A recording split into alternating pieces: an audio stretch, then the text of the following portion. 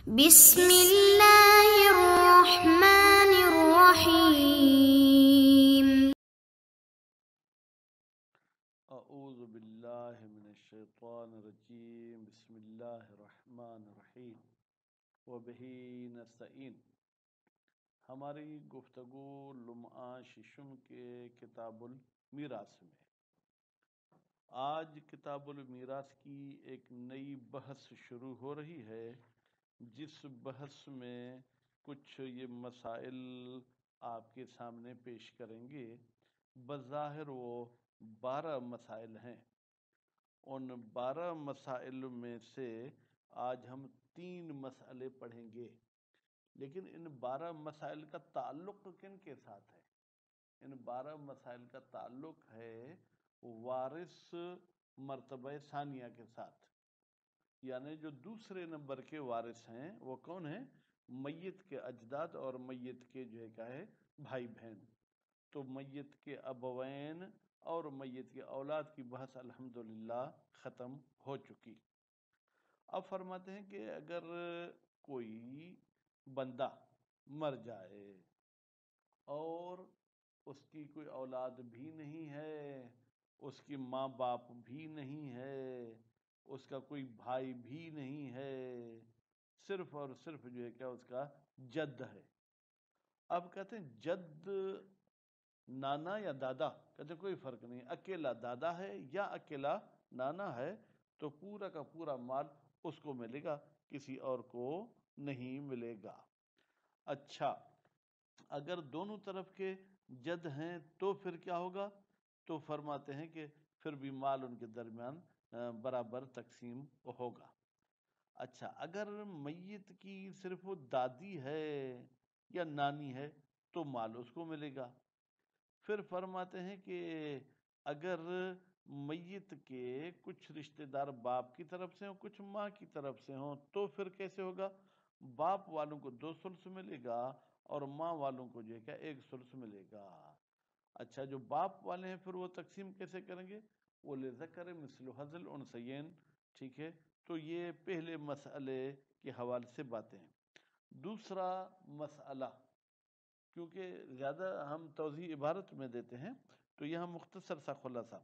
دوسرا مسئلہ یہ ہے کہ اگر کوئی بندہ مر جائے، اس کی ایک بہن ہے ابوینی، یعنی اس میت کا ماں باپ اور اس بہن کا ماں باپ ایک ہی ہے، یا جو ہے صرف ابھی ہے، یعنی باپ ایک ہے ماں دونوں کی الگ ہے، تو فرماتے ہیں کہ نصف مال تو اس بہن کو ملے گا تسمیتاً، یعنی یہ شرعاً اس کا حصہ ہے، باقی دوسرا مال اس کو رد کے عنوان سے ملے گا۔ اور اگر میت کی 2 بہنیں ہیں تو ان کو 2 ثلث مال ملے گا تسمیتاً، حصے کے عنوان سے، باقی رد کے حساب سے ملے گا۔ اس کے بعد پھر فرماتے ہیں کہ تیسرا مسئلہ اس میں ہے کہ اگر کوئی بندہ جو ہے کیا ہے وہ مر جائے اور اس کے بھائی یا بہنیں امی ہوں تو کیا ہوگا؟ فرماتے ہیں تو ان کو جو ہے کیا ہے جناب سدس جو ہے وہ تسمیہ کی صورت میں ملے گا، ٹھیک ہے؟ اور اگر زیادہ ہیں تو ان کو ثلث تسمیہ کے عنوان سے ملے گا، باقی ان کو رد کے عنوان سے ملے گا۔ تو عبارت پہ توجہ کریں گے تو انشاءاللہ یہ مسئلہ آرام سے آپ یہ مسئلہ یا یہ تینوں مسئلے آرام سے سمجھ جائیں گے۔ چلتے ہیں۔ قولو فی میراث الاجداد، ہماری یہ بحث اور گفتگو جو ہے وہ اجداد اور اخوہ کے میراث کے بارے میں ہے، تو آپ اپنے طرف سے لگا لیں، یعنی مرتبہ ثانیہ دوسرے درجے کے جو وارث ہیں ان کے بارے میں ہماری اب یہ گفتگو ہوگی۔ وَفِيهِ مَسَائِلُ، فیہ کی ضمیر کہاں جائے گی؟ القول کی طرف، اور یہ القول بمعنی البحث ہے۔ اس بحث میں 12 مسئلے ہیں۔ الاولا، الاولا سے پہلے ایک المسئلہ کا لفظ آپ جو ہے کیا تقدیر میں رکھ لیں، للجد اذا انفرد یا اذا انفرد، بھائی پھر کوئی صرفی غصے نہ ہو جائے، کہتے ہیں کہ جد جب اکیلا ہو، اکیلے کا ترجمہ کہاں سے کیا؟ ایک تو انفرد، پھر وحدہ، اب شہید ثانی اور شہید اول دونوں پر اللہ تعالیٰ رحمت کرے، لیکن شہید ثانی نے اذن فرد کہا کہ گویا کہ لما کی تھوڑی سی عبارت بڑھا دی، جب وحدہ موجود ہے میرے بھائی، اے شہید محترم، میں آپ کے جوتی کے برابر آپ کا خادم، لیکن آپ نے وحدہ کے ہوتے ہوئے انفرد کی قید کیوں لگے؟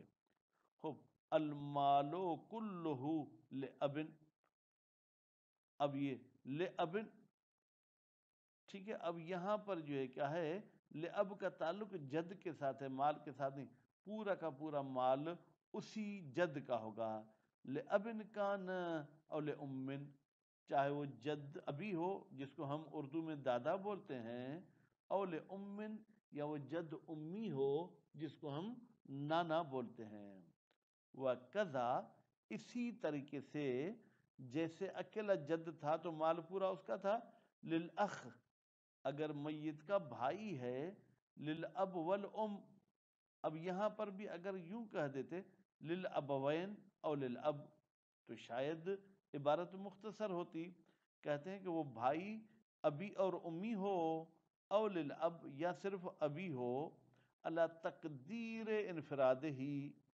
یہاں بھی شہید اول کے سامنے ہاتھ جوڑ کے کہیں گے جب قضا آپ نے تشبیہ دے دی، پھر اللہ تقدیر انفراد ہی کہنے کی کیا ضرورت تھی؟ بہرحال ہم بڑوں کے بھائی نوکر ہیں تو ہم مزید بد اخلاقی نہیں کرتے، جب ہم فرض کریں کہ وہ بھائی اکیلا ہے تو پورا مال اسے ملے گا۔ وَلَوْ وِجْتَمَعَا، اب دوسری صورت ہے کہ اگر جمع ہو جائیں کون؟ باپ، بھائی اور دادا، اب یہاں پر بھی جو ہے کیا ہے، یہ شہید ثانی نے پہلے اخ کا لفظ کہا پھر جد، لف نشر مشوش کر گئے، مرتب انہوں نے نہیں کیا، کیونکہ پہلے جد کا ذکر ہے پھر اخ کا، تو یوں کہتے اے الجد والاخ، تو یہ لف نشر مرتب ہوتا ہے، یعنی ایسے لپٹا ہے جیسے اس کی ترتیب تھی۔ خوب، وَكَانَا مَعًا لِأَبٍ، وَكَانَا، جد بھی ابھی تھا، اخ بھی ابھی تھا، فالمالو بینہما نصفان، پھر مال ان دونوں کے درمیان آدھا آدھا ہوگا، آدھا دادا کو ملے گا، آدھا بھائی کو ملے گا۔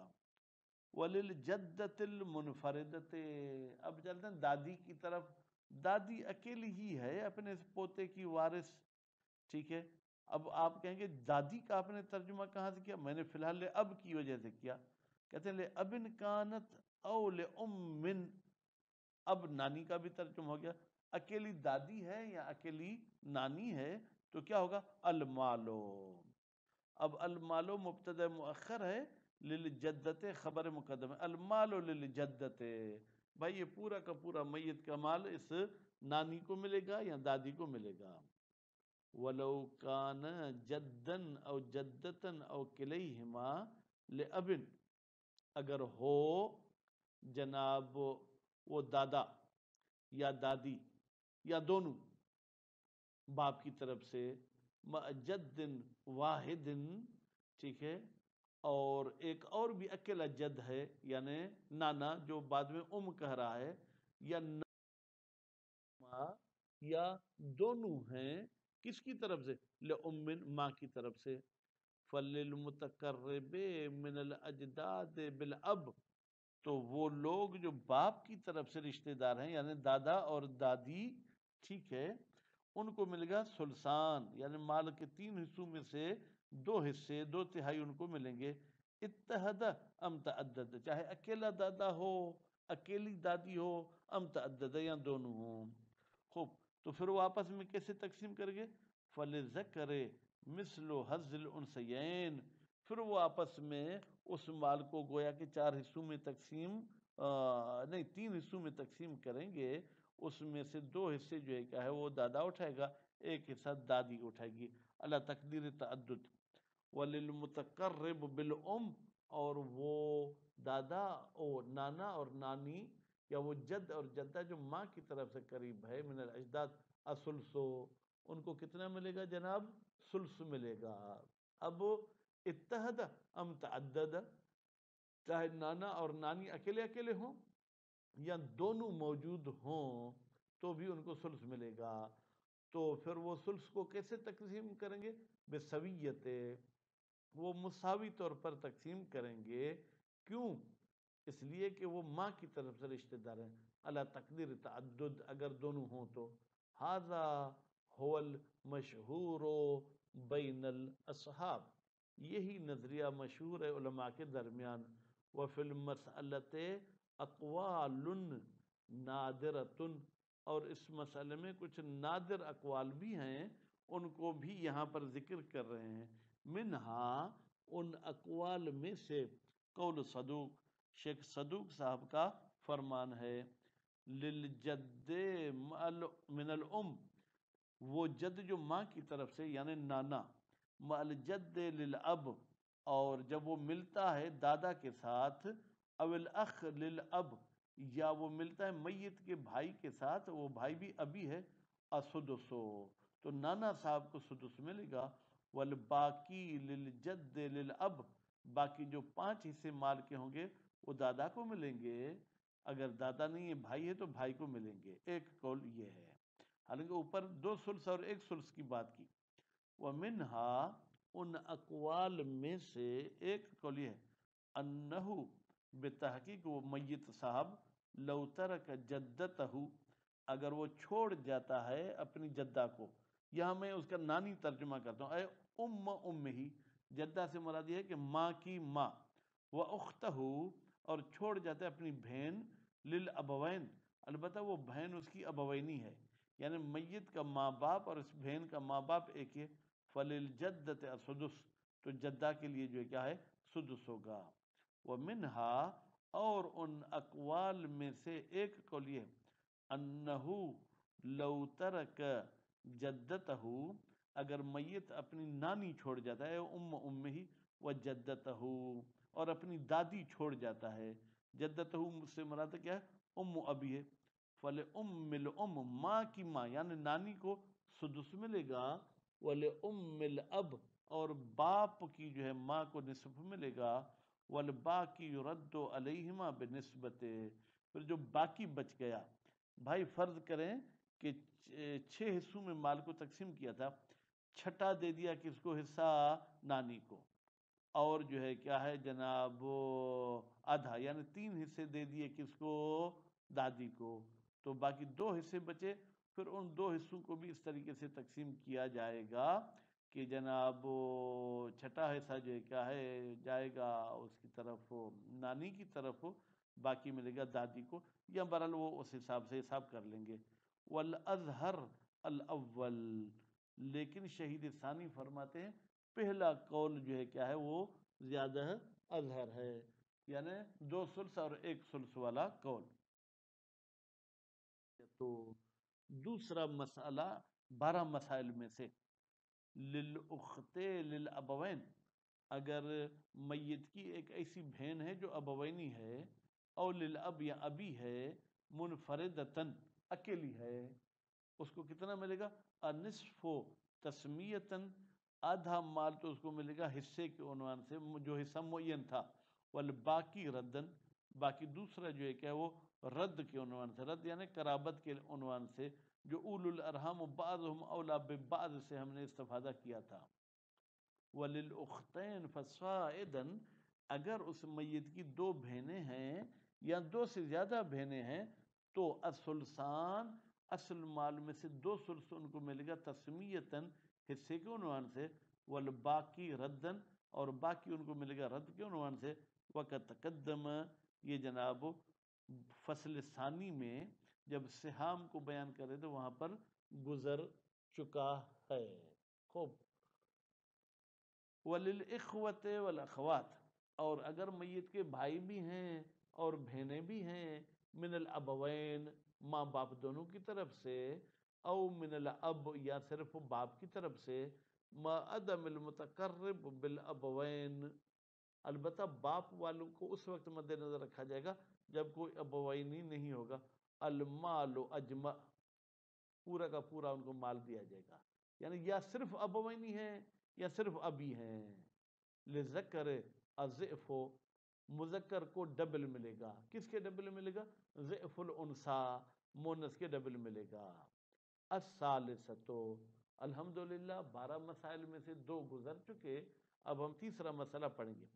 للواحد من الاخوت والاخوات للام، میت صاحب کے ماں کی طرف سے کوئی ایک بھائی ہے، ٹھیک ہے، اور اس کی بہنیں بھی ہیں یا بہن بھی ایک ہے، اب کیا ہوگا؟ اللہ تقدیر انفراد ہی، اگر ہم فرض کریں کہ امی بھائی بہن ایک ہیں، اسدس و تسمیتن، ٹھیک ہے، تو اس کو چھٹا حصہ تو ملے گا جناب اس حصے معین کی وجہ سے، وللاکثر من واحد، لیکن اگر وہ ماں کی طرف سے بھائی بہن زیادہ ہیں ایک سے تو ان کو ثلث ملے گا بسویت، مساوی تقسیم کریں گے، مذکر مؤنث میں کوئی فرق نہیں، ذکورن کانو ام اناسن، چاہے سب کے سب مذکر ہوں تو بھی برابر، سب کی سب مؤنث ہوں تو بھی برابر، ام متفرقین، یا بھائی بہنیں ہوں تو بھی آپس میں برابر تقسیم کریں گے۔ والباقی ان سدس فی الواحد، جب ایک تھا تو اس کو سدس ملا، باقی 5 حصے بچے، اور جب زیادہ سے تو ان کو سلس ملا، باقی 2 سلس بچیں گے۔ کہتے ہیں فی الازید، ازید والی صورت میں سلس کی طرف جائیں گے، یرد علیہم ردن، وہ ان کو رد کے عنوان سے ملے گا، فریضہ کے عنوان سے نہیں ملے گا۔ تو الحمدللہ اس درس میں آپ نے 3 مسئلے پڑھے، انشاءاللہ ہر ایک مسئلے کو بحث مباحثہ میں حل کرنا ہے۔ صلی اللہ علیہ محمد و آل محمد۔